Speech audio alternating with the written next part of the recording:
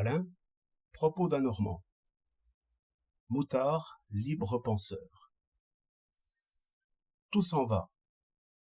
Les moutards se mêlent de raisonner maintenant. Une petite de l'école primaire se fait inscrire aux leçons de catéchisme de sa paroisse. Elle veut faire sa première communion, comme elle voit que font les autres. Et ses parents, quoiqu'ils ne croient pas à grand-chose, n'y résistent point, étant assez disposés, eux aussi, à suivre l'usage.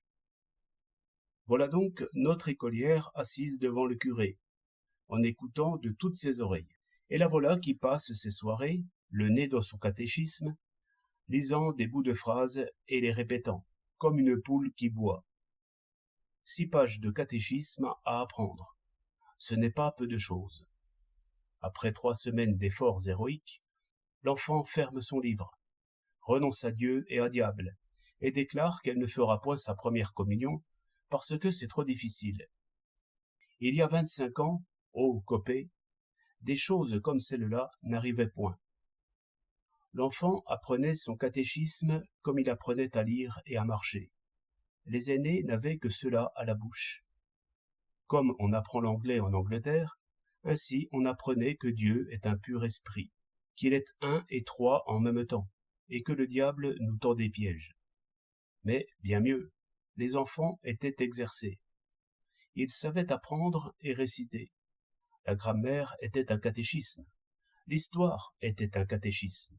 L'arithmétique était un catéchisme. Un tout petit enfant, vous avez 6 leçons à apprendre pour le matin, 6 leçons pour le soir. Le temps des classes se passait à réciter. L'aîné faisait réciter le jeune. Tous ressemblaient à de prodigieux pianistes, dressés à la baguette et imperturbables comme des boîtes à musique. Voilà une sage discipline et une bonne préparation à la vie. Ne pas discuter, ne pas juger. Écouter, croire, répéter, voilà le fond de la religion et la source de la paix. L'Église formait des fidèles comme Dieu les veut, et des pauvres gens comme il en faut aux riches. La machine était si bien montée qu'elle marchait seule. Et, même aujourd'hui, nous n'avons pas encore bien séparé l'école de l'Église. Et pourtant, que de changements déjà. Dès l'école maternelle, le petit bonhomme observe et juge. S'il commence, à l'heure où l'on chante, sa chanson préférée, on lui dit « c'est bien ». S'il invente quelques dessins, au lieu de copier le modèle, on lui dit « c'est bien ».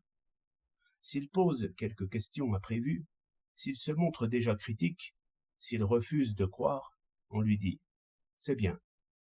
Si vous vous étonnez après cela que le peuple soit difficile à gouverner, cela prouve que vous n'aviez pas bien pesé toute la vertu du catéchisme.